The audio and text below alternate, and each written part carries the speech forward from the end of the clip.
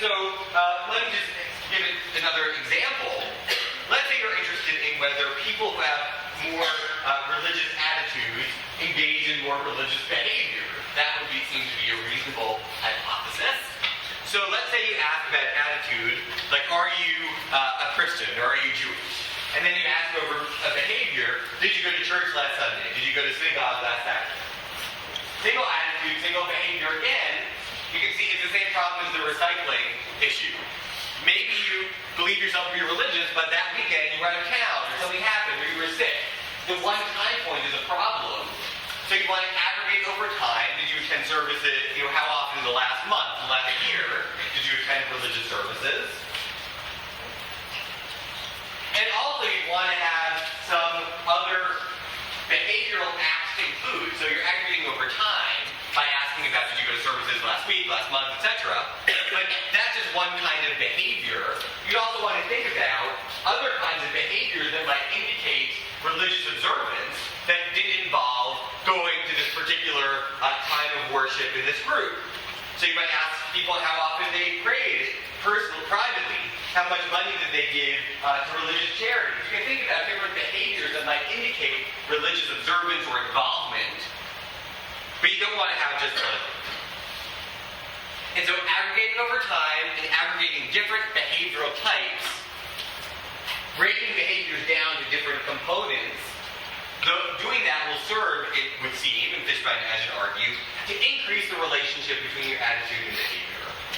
Basically what you're doing is trying to ensure that your behavior is not just some shot-in-the-dark single thing, but something that, putting together enough things that you're actually going to get some reliable measures. So Fishbein and Agin did a study to illustrate that aggregating across time and across behavioral acts does increase the correlation between attitudes and behaviors. This was a study on religion. Subjects completed a number of religion-related attitude scales, so they were measuring their professed attitudes toward religion and religious observance. A month after completing the attitude measures, the subjects were asked about 100 different religious behaviors that they might have engaged in during the intervening month, and they were supposed to say whether they had done that religious thing or not over the month for all 100 different things. And Fishbein and Agin looked at the correlation between religious attitudes as measured by the attitude scale, and they looked at the correlation between that attitude and each individual behavior. So how much was that attitude correlated with going to services? How much was it related to private prayer? And they found and that's what we would call the single act criterion. Trying to relate the attitude to a particular behavior, a single act. They also looked at the correlation between the attitude measure and the aggregated behavior, which is all of the behaviors put together on a single scale. So it's a little confusing because on one hand, you're looking at the average of the correlation, the individual correlations between the attitude and one behavior. That's the single act criterion. On the other hand, you're looking at the correlation between the attitude and the average of all of the behaviors. That's the multiple act criterion. So you're either averaging lots of correlations or you're taking the correlation of the average. What Fishbein and Agin find is the correlation between attitudes and behavior is much stronger with the multiple act measure than it is with the single act measure. In the single act measure, each attitude correlates to one behavior. The average correlation was 0.13.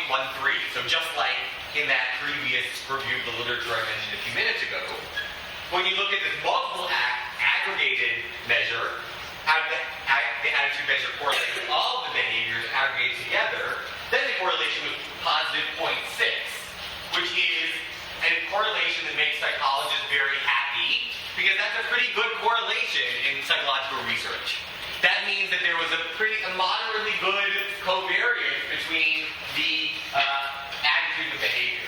0.6 is a lot better than 0.13 or 0.15, keeping in mind that it can go only as high as 1, 0.6 seems a lot more impressive.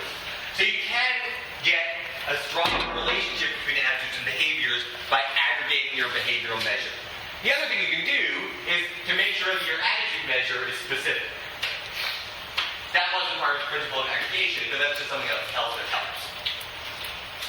So now that Fishbein and Ashton had said, okay, it is okay to study attitudes in social psychology, they can predict things, they then set about to try to give a theory that could contextualize the position of attitudes. Even if you aggregate, attitudes do not perfectly predict behaviors. Even in the best case scenario, they don't. So Fishbein and Ashton wanted to have a framework for understanding the relative importance of attitudes as opposed to other possible contributors in predicting behavior. And this is what led them to develop first the theory of reasoned action, and then later the theory of planned behavior. These both are models that try to propose psychological processes that link attitudes and behaviors. And these models, in your textbook just talks about theory of planned behavior, and you'll see the theory of planned behavior is a very close relative of the theory of reasoned action.